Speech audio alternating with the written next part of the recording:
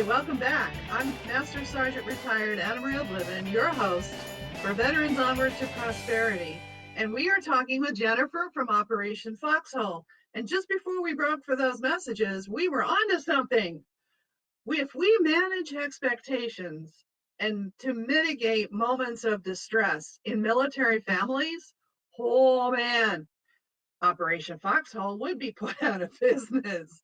Cool. All right. So let me give you a real scenario. All right. I happen to know from my own personal experience that when my husband goes to sleep, he thrashes in his sleep. Okay. He thrashes.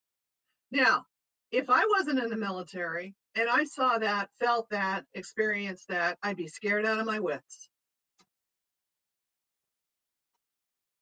That's stress.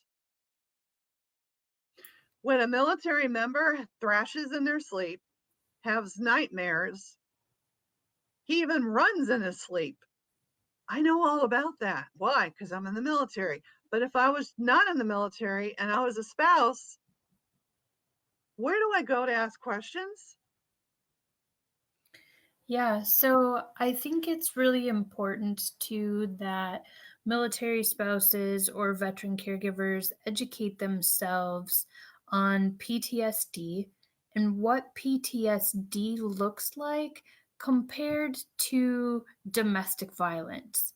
Because what you're describing, that thrashing around or waking up in a hot sweat, the yelling in your sleep, different things like that, those could all be triggers from PTSD.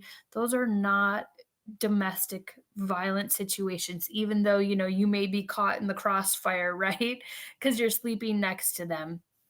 But that That's if that's not managed, that could end. That could come into, because if I confront him and I say, I see this all going on all the time and I don't like it, stop it. What did I just do?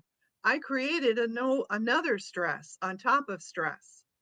Mhm. Now we're not getting along.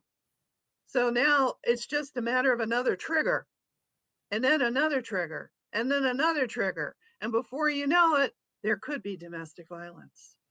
right. And it's important how you approach the service member and the situation.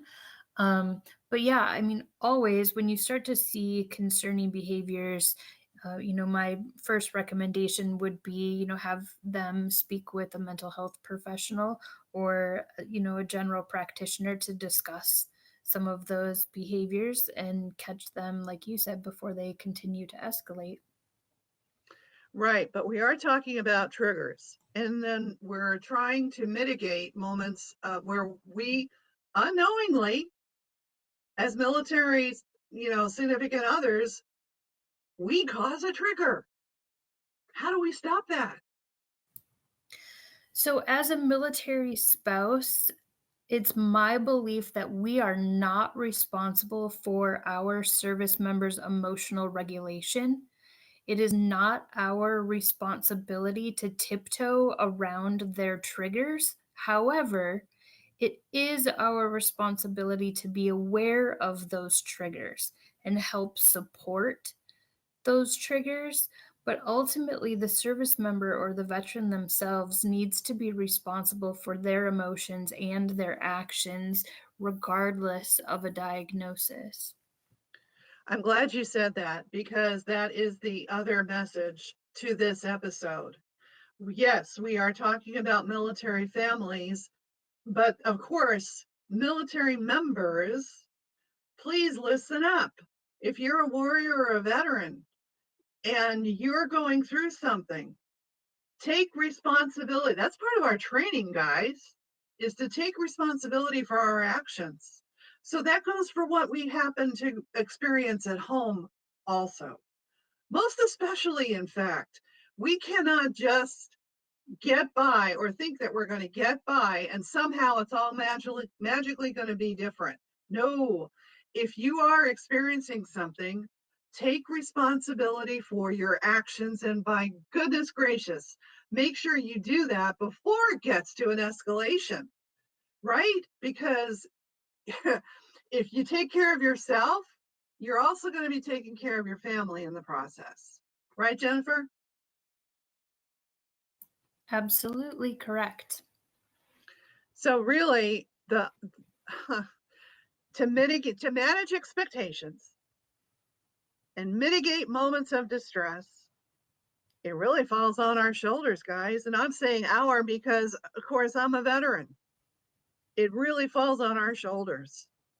Our military family are there to support us, but it's our job to do our job so that we're taken care of. We're taken care of, they're taken care of. As simple as that.